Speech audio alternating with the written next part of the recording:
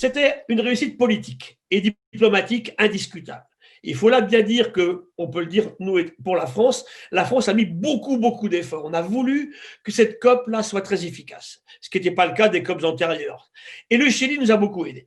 Le ministre de l'Environnement du Chili, avec lequel j'ai beaucoup discuté à l'époque, a beaucoup poussé. Le Chili avait pris un parti pris très fort sur l'océan. Et nous avions, nous, à Paris, 3 objectifs très importants durant cette COP 21. Un, faire parler de l'océan, très important. C'est la première fois où dans la résolution de la COP, on parle d'océan.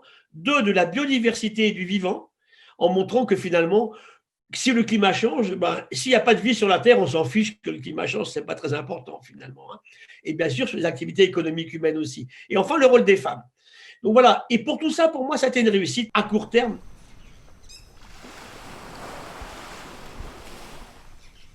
On n'est pas allé à la vitesse à laquelle on voulait aller. Le climat a toujours changé sur la Terre. Ce qui est aujourd'hui très embêtant pour nous, scientifiques, et pour l'humanité, c'est que c'est l'accélération qui pose problème pour le vivant, pour qu'il puisse s'adapter et suivre.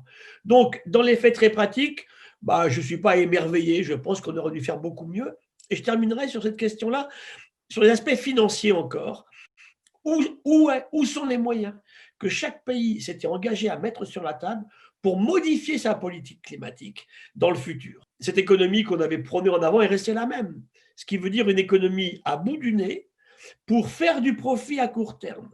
Et ça, ce n'est pas possible. Je terminerai en vous disant qu'il faut, diminuer nos émissions de gaz à effet de serre, et puis deuxièmement, aussi, un effort très important, dont on avait parlé beaucoup avec nos collègues chiliens, c'est préparer les humains à s'adapter au changement climatique.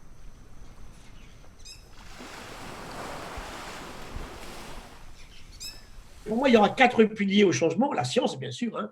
Il faut développer la recherche scientifique autant chez nous qu'au Chili. Deuxièmement, bien sûr, le monde politique. Quel monde politique? Je pense qu'il faut sortir des seuls écologistes. Il faut que tous les partis politiques, de gauche et de droite, s'unissent pour prendre ces questions-là.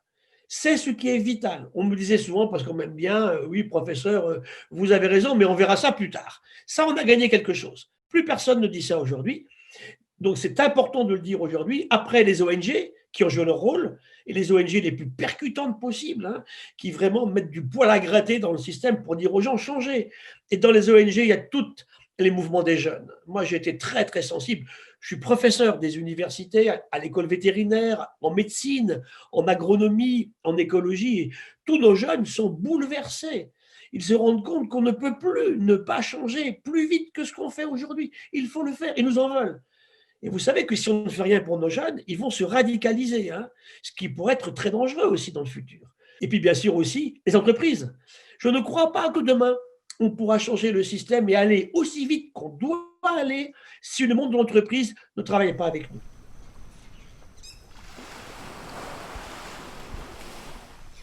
Mes étudiants aujourd'hui, ils me disent des choses terribles, Et on parle beaucoup, bien sûr, de la jeune fille suédoise, Greta Thunberg, mais vous savez, je fais des cours maintenant à Paris, j'ai 50 Greta Thunberg dans la salle, et on ne va pas les convaincre avec des petites choses. Donc ça, je trouve ça très bien.